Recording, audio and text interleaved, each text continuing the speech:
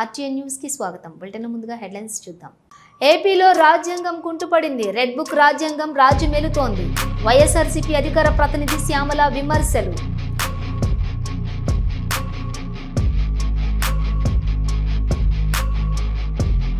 తెలుగు ప్రజల గౌరవాన్ని పెంపొందించేలా ఇండియా కూటమి ఉపరాష్ట్రపతి అభ్యర్థి. ముఖ్యమంత్రి రేవంత్ రెడ్డి వెల్లడి.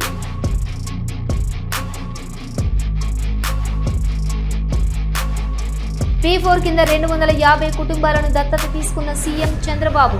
హర్షం వ్యక్తం చేసిన ప్రజలు.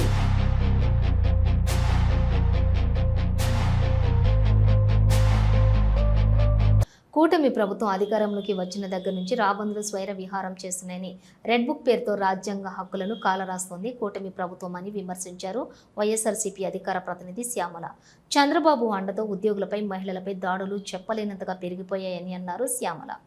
కూటమి ప్రభుత్వం అధికారంలోకి వచ్చిన తర్వాత ఏం జరుగుతోందో ఈ రోజు నేను మీకు చూపిస్తాను. నిజం మాట్లాడాలంటే గత 15 నెలలుగా ఈ కూటమి ప్రభుత్వం అధికారంలోకి వచ్చిన దగ్గర నుంచి రాష్ట్రంలో రాబందులు స్వైర విహారం చేస్తున్నారు. పొలిటికల్ గవర్నెన్స్ రెడ్ బుక్ పేరుతో రాజ్యాంగ హక్కులను కాలరాస్తోంది ఈ కూటమి సర్కార్. చంద్రబాబు అండతో ఉద్యోగులు, దళితులు, మహిళలపై ఎమ్మెల్యేలు చేస్తున్న దాడులు, దాష్టికాలు చెప్పనలవి కాకుండా ఉన్నాయి. ఏ అధికారం లేకున్నా కూడా ఉద్యోగులపై కూటమి ప్రభుత్వంలో కూటమి ఎమ్మెల్యేలు ఎందుకు అధికారాలు చెలాయిస్తున్నారు? అసలు ఉద్యోగులపై అధికారం చెలాయించే హక్కు ఎమ్మెల్యేలకు ఎవరిచ్చారు? మాట వినని ఉద్యోగులపై వేధింపులు, బదిలీలు. నిన్నటికి నిన్న చూసుకుంటే కేజీబీవీ ప్రిన్సిపల్ను వేధిస్తూ ఆమదాల వలసలో ఎమ్మెల్యే కూన రవికుమార్ గారి ఉదంతం మనం మాట్లాడాలి ముందుగా. అంటే కూటమి ప్రభుత్వం వచ్చిన నాటి నుండి రాష్ట్రంలో ఇందాక నేను చెప్పినట్టు దళితులు, ఉద్యోగులు, అందులో మహిళా ఉద్యోగుల పట్ల ముఖ్యంగా ఈ ఎమ్మెల్యేలు చేస్తున్న ఒత్తిడి, ఈ ఎమ్మెల్యేలు చేస్తున్న దారుణాలు, బెదిరింపులు, దాష్టికాలు ఒక్కొక్కటి పెరిగిపోతూనే ఉన్నాయి. ఆ బాధితురాలు, ఆ కేజీబీవీ ప్రిన్సిపల్ సౌమ్య గారి మాటలు వింటే, అంటే రాత్రి 10:30 తర్వాత కూడా కార్యాలయానికి పిలిపించుకుని పనుల సాకుతో, పనుల వంకతో ఆవిడ్ని అక్కడే ఉంచుకుంటూ, ఇదేంటి అని ప్రశ్నిస్తే ఆవిడ్ని బెదిరిస్తూ వాళ్ళ అనుచరులను ఇంటికి పంపించి ఏం చేద్దామని అర్ధరాత్రులు వీడియో కాల్స్ చేస్తూ, అంటే ఒక మహిళా ఉద్యోగిని అర్ధరాత్రులు మీ కార్యాలయాల్లో అలా తిప్పుకోవచ్చా? అలా ఉంచుకోవచ్చా? ఏమన్నా అంటే పనులు చేయించుకుంటామంటే సాకులు చెప్తారా? వీడియో కాల్స్ అర్ధరాత్రి చేస్తారా? ఉపరాష్ట్రపతి ఇండియా కూటమి అభ్యర్థిగా జస్టిస్ సుదర్శన్ రెడ్డి పేరును ప్రకటించడం తెలుగు ప్రజలకు, ముఖ్యంగా తెలంగాణ ప్రజల యొక్క గౌరవ ప్రతిష్టలను పెంచినట్లయిందని అన్నారు ముఖ్యమంత్రి రేవంత్ రెడ్డి. పెద్దలు ఉత్తమ్ కుమార్ రెడ్డి గారు, తుమ్మల నాగేశ్వరరావు గారు, శ్రీధర్ బాబు గారు, సీతక్క, పొంగులేటి శ్రీనివాసరెడ్డి గారు, పొన్నం ప్రభాకర్ గారు, వివేక్ వెంకటస్వామి గారు, వాకిటి శ్రీహరి గారు, కవ్వంపల్లి సత్యనారాయణ గారు, మేడ్పల్లి సత్యం గారు, ఈ పత్రికా సమావేశంలో ఇండియా కూటమి ఉపరాష్ట్రపతి అభ్యర్థిగా జస్టిస్ సుదర్శన్ రెడ్డిని ప్రకటించడము తెలుగు ప్రజలకు, ముఖ్యంగా తెలంగాణ ప్రజల యొక్క గౌరవ ప్రతిష్టలను పెంచింది. ఈరోజు దేశ రాజకీయాలలో ఒక పక్కన రాజ్యాంగాన్ని మార్చాలి, రిజర్వేషన్లను రద్దు చేయాలి, ఎన్నికల్లో నెగ్గాలి అంటే ఎన్నికల కమిషన్ను కూడా దుర్వినియోగపరిచి బ్రతికున్న ఓటర్లను చనిపోయినట్టుగా, లేని ఓటర్లను ఉన్నట్టుగా నమోదు చేసి ప్రజాస్వామ్య ప్రక్రియను అపహాస్యం చేస్తున్న ఎన్డీఏ ఒక పక్కన, మహాత్మా గాంధీ గారి స్ఫూర్తితో సాధించుకున్న ప్రజాస్వామ్యం శాంతియుతంగా ప్రపంచాన్నే జయించవచ్చు అని ఆదర్శంగా నిలబడిన మహాత్మా గాంధీ గారి స్ఫూర్తితో డాక్టర్ బాబాసాహెబ్ అంబేద్కర్ గారు అందించిన రాజ్యాంగాన్ని రక్షించడం, రాజ్యాంగ స్ఫూర్తిని కొనసాగించడం, రాజ్యాంగబద్ధమైన సంస్థల్ని పరిరక్షించడం, ఇండియా కూటమి ఈరోజు ఇంకొక పక్కన. అందుకే రాజ్యాంగ వ్యతిరేకులైన, రాజ్యాంగాన్ని రద్దు చేయాలని కుట్రలు చేస్తున్న వాళ్లను ఈ ఉపరాష్ట్రపతి ఎన్నికల్లో ఓడించడానికి ఇండియా కూటమి రాజకీయ పార్టీలకు అతీతంగా, రాజకీయాలతో సంబంధం లేని ఒక వ్యవసాయ రైతు కుటుంబంలో జన్మించిన తెలంగాణ బిడ్డ, ఉస్మానియా యూనివర్సిటీ పట్టభద్రుడు, తెలంగాణ హైకోర్టు జడ్జిగా, ఇతర రాష్ట్రాలలో చీఫ్ జస్టిస్గా, సుప్రీంకోర్టు జస్టిస్గా సుదీర్ఘకాలం సేవలను అందించి రాజ్యాంగాన్ని పరిరక్షించడమే కాదు, రాజ్యాంగ నిపుణుడిగా పేరుగాంచిన జస్టిస్ సుదర్శన్ రెడ్డిని ఈరోజు అభ్యర్థిగా ప్రకటించడం మనందరికీ గర్వకారణము. 250 కుటుంబాలను ముఖ్యమంత్రి చంద్రబాబు నాయుడు దత్తత తీసుకున్నారు. పేదరిక నిర్మూలన కోసం P4 కింద ఇవాళ తాను 250 కుటుంబాలను దత్తత తీసుకున్నట్లుగా సీఎం చంద్రబాబు ప్రకటించారు. కుప్పం నియోజకవర్గానికి చెందిన కుటుంబాలకు దత్తత తీసుకుంటున్నట్లుగా అడాప్ట్ ట్రీని సీఎం బహుకరించారు. ఇవాళ ఈ కార్యక్రమాన్ని సీఎం చంద్రబాబు లాంఛనంగా ప్రారంభించారు. అటు P4 కింద తనకు ట్రైనింగ్ ఇప్పించి HCLలో ఉద్యోగం కల్పించడంతో పావని అనే యువతి భావోద్వేగానికి గురవగా సీఎం ధైర్యం చెప్పారు. జాబ్ చేసుకొని ఓకే 3 మంత్స్ అనమాట మొత్తం. Yes sir. ఈ 3 మంత్స్ కి బిఫోర్ కి నీకు వ్యత్యాసం ఏంటి? అప్పుడు నేను ఇంట్లోనే ఉండేదాన్ని సార్. మా అమ్మే చాలా కష్టపడేది, నన్ను మా బాబుని. కానీ ధైర్యంగా నేను చూస్తూ ఉండేదాన్ని అంతే. ఇప్పుడు మా అమ్మకి హెల్ప్ చేస్తాను సార్. ఇప్పుడు నీకు నమ్మకం వచ్చిందా? ఇంకా నెక్స్ట్ లెవెల్ కూడా ఎడ్యుకేషన్ కి పోయి లెర్నింగ్, కొత్త విషయాలు నేర్చుకొని టెక్నాలజీలో కూడా ఇంకా ఇంప్రూవ్ అవుతావా?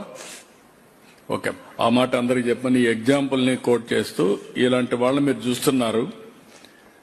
ఆ అమ్మాయికి ఈ సమయంలో కానీ ఈ సహాయం లేకపోతే మామూలు కూలి పని చేసుకోవడమో, ఇంటి దగ్గర ఉండిపోవడమో, నిరాశ నిస్పృహల్లో ఉండేది.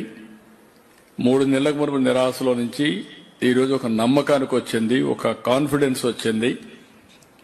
ఇప్పుడు 1,80,000 రూపాయలు సంపాదించే పరిస్థితికి వచ్చింది.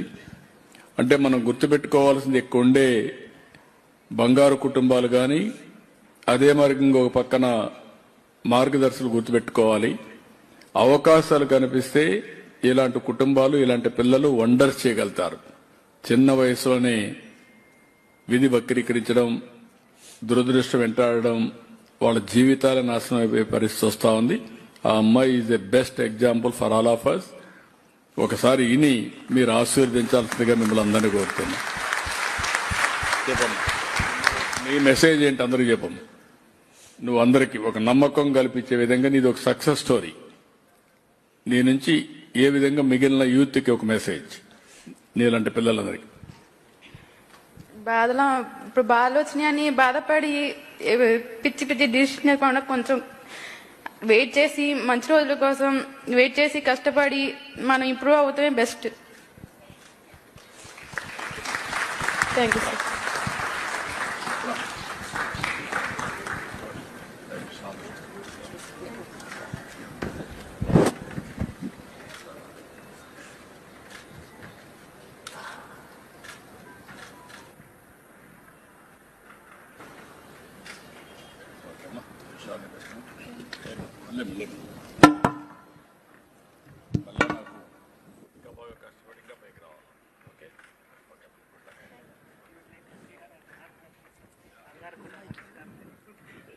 నూట 86వ ప్రపంచ ఫోటోగ్రఫీ దినోత్సవం సందర్భంగా తెలంగాణ ఫోటో జర్నలిస్ట్ అసోసియేషన్ వారు నిర్వహించిన రాష్ట్ర స్థాయి న్యూస్ ఫోటో కాంటెస్ట్ ఫోటో ఎగ్జిబిషన్ని ప్రారంభించి ఫోటో ఎగ్జిబిషన్లో మంచి ప్రతిభ కనబరిచిన ఫోటోగ్రాఫర్లను అభినందించారు మంత్రి పొన్నం ప్రభాకర్ గౌడ్. కార్యక్రమంలోని media academy chairman Srinivas Reddy, Nagar Kurnool MLA Rajesh Reddy, tourism corporation chairman Patel Ramesh Reddy, president Virahat Ali పాల్గొన్నారు.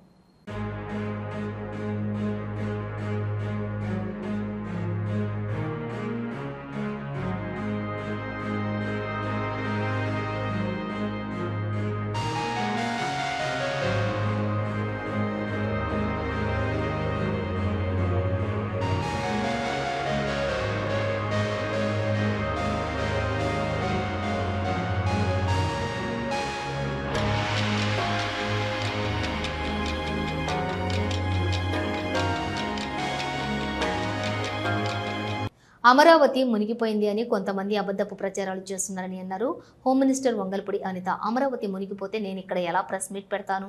మీరందరూ ఇక్కడికి ఎలా వస్తారు? కొన్ని ప్రాంతాల్లో పునాదులు తీసిన చోట్ల వర్షాలు పడితే నీళ్లు రావా? దాన్ని బూచిగా చూపించి వైసీపీ సోషల్ మీడియాలో అసత్య ప్రచారాలు చేస్తున్నారు. ఆంధ్రప్రదేశ్ ప్రజల సెంటిమెంట్ అమరావతిపై కావాలని బురద జల్లుతున్నారు అని చెప్పారు వంగల్పూడి అనిత.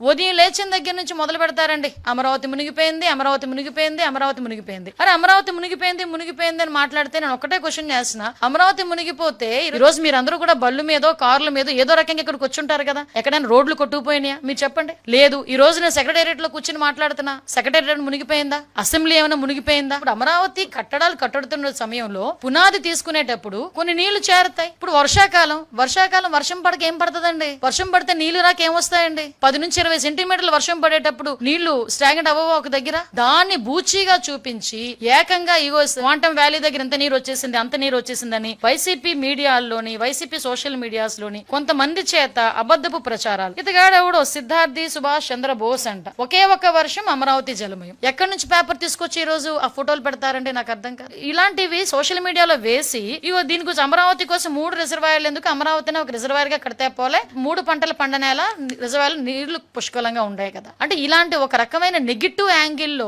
ప్రొజెక్ట్ చేయడం ఇది ఒక్కటే కాదండి, ఇలాగా ఒక మూకుమ్ముడిగా అమరావతి మీద దాడి చేశారు. ఈ రోజు అమరావతి అనేసరికి ఒక ఆంధ్రప్రదేశ్ ప్రజల సెంటిమెంట్, అటువంటి అమరావతి మీద మళ్ళీ బురద జల్లటం. ఈ రోజు అమరావతి కట్టడానికి సెంట్రల్ గవర్నమెంట్ కూడా సపోర్ట్ చేసి ఫండ్ తీసుకొచ్చుకొని మనం అన్ని కూడా అమరావతిలో ప్రతిదీ కూడా నిర్మాణం చేసుకోవాలని చెప్పి ఇటుక పేర్చుకుంటూ ఒకటి ముందుకెళ్తుంటే గౌరవ ముఖ్యమంత్రి గారు ఈ రోజు అది చూసి ఓర్వలేక, అంటే ఏదో పేపర్ పెన్ను ఉంది, కీప్యాడ్ ఉంది, మొబైల్ ఉంది, మా నచ్చినట్టు రాసుకుంటామంటే ఎలా అవుతుంది? మేము ఇలాంటి వాళ్ళ మీద కేసు పెట్టకూడదా? ఈ రోజు ప్రజల్లో ఒక రకమైన ఆందోళన కలగదా? ఒక రకమైన అలజడి ఉండదా? ఒక రకమైన అభద్రతా భావం క్రియేట్ అవ్వదా? మీరందరూ వచ్చున్నారు ఇక్కడికి, మీరందరూ ఎక్కడ కూడా ఏ బోట్లోనే రాలేదు, నీటిలో ఈదుకునే రాలేదు, ఎక్కడండి మునిగిపోయింది? ఈరోజు సెక్రటేరియట్ లో మేము కూర్చొని మాట్లాడుతున్నా, సెక్రటేరియట్ మునిగిపోలేదు, మరి అమరావతి మునిగిపోయింది ఇలాంటి ఫేక్ ప్రచారాలు చేసినప్పుడు ఎలాగ ఈ రోజు పేపర్లోని గట్ట కొంతమంది రాస్తున్నారు? నేను అందరి మీడియా వాళ్ళ గురించి మాట్లాడలే, స్పెసిఫిక్ గా కొంత మీడియా ఏం జరుగుతుందంటే ఒక బురద జల్లే కార్యక్రమం మీదే ఉన్నారు.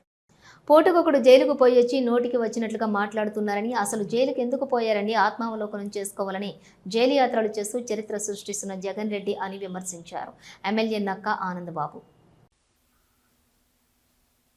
అవినీతి కేసుల్లో, అక్రమ మద్యం కుంభకోణాల్లో, హత్య కేసుల్లో, కిడ్నాప్ కేసుల్లో అరెస్టులై జైల్లో ఉన్న వాళ్ళని పరామర్శలకి వీళ్ళ సమయం అంతా వెచ్చిస్తూ ఉన్నారు. పూటకొకడు జైలుకి పోయి వచ్చి బయటకు వచ్చి ఏదేదో మాట్లాడుతూ ఉన్నారు. అసలు జైలుకి పోయవలసిన పరిస్థితులు ఎందుకు దాపురించినాయి అనేది ఎవరు కూడా ఆత్మావలోకనం చేసుకోవట్లా. వీళ్ళు రాబోయే రోజుల్లో రాజమండ్రి జైలు ఈ వైసీపీకి కేంద్ర కార్యాలయంగా మార్చుకునేటట్టు కూడా కనపడతా ఉన్నారు. వీళ్ళు దండయాత్రలు, జైత్రయాత్రలు, విజయయాత్రలు చూసాం. జగన్మోహన్ రెడ్డి అనేవాడు రాజకీయాల్లోకి వచ్చినాక తండ్రి చావును అడ్డం పెట్టుకొని ఒక 3 ఏళ్ళు ఓదార్పు యాత్రలు చేశాడు. అవసరం లేని యాత్రలు. ప్రజలెవడు ఆయన ఓదార్పు కోరుకోలా. ఓదార్పు యాత్ర అని ఒకటి చేయటం, ఈరోజు అధికారంలోకి పోగొట్టుకొని అధికారం కోల్పోయి జైలు యాత్రలు మొదలుపెట్టాడు. దేనికి జైలు యాత్రలో? ఇదేమో దేశం కోసం పోరాటం చేస్తూ అరెస్ట్ అయిన స్వాతంత్ర సమరయోధుల్ని చరిత్రలో చదువుకున్నాం. పరామర్శకు వెళ్ళటం కానీ సంఘీభావం తెలియజేయటం కానీ అటువంటి. ఈరోజు జగన్మోహన్ రెడ్డి చేస్తున్నటువంటి జైలు యాత్రలన్నీ నానమ్మ అమ్మమ్మలతో కలిసి వేములవాడ శ్రీ రాజరాజేశ్వర ఆలయాన్ని దర్శించుకున్నారు. BRS party working president Kalvakuntla Taraka Ramarao కుమారుడు కల్వకుంట్ల హిమాంశు రావు కల్వకుంట్ల కోడెముక్కలను చెల్లించి ఆలయంలో ప్రత్యేక పూజలు జరిపించుకున్నారు.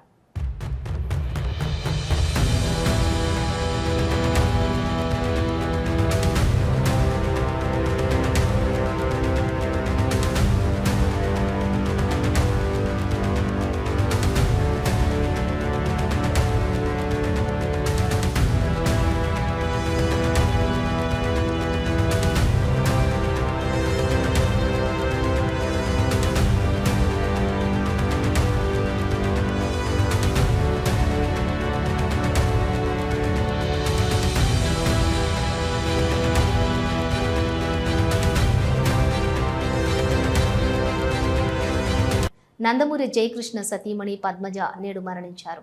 ఆమె భౌతిక కాయాన్ని సందర్శించి నివాళులర్పించారు ముఖ్యమంత్రి నారా చంద్రబాబు మరియు నారా లోకేష్.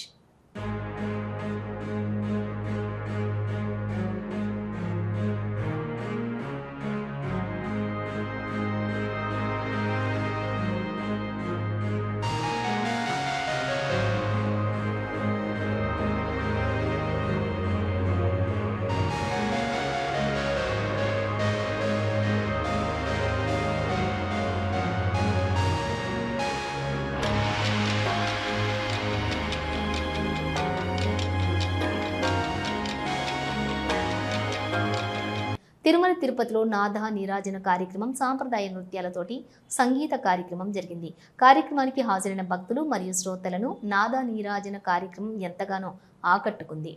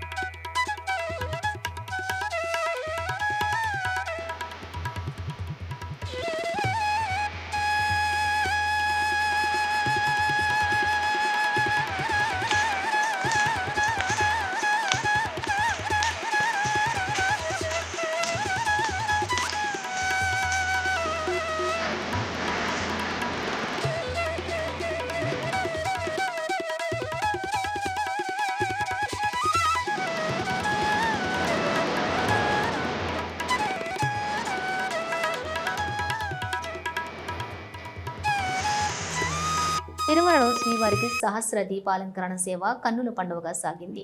సుందర రూపంలో అలంకరించిన స్వామి అమ్మవార్లను ఉయ్యాలలో ఉంచి స్వామి కీర్తిస్తూ గానం చేశారు. గాయకులు సహస్ర దీపాల నడుమ స్వామివారు ఉయ్యాలలో ఆలలూరుతూ భక్తులకు దర్శనమిచ్చారు.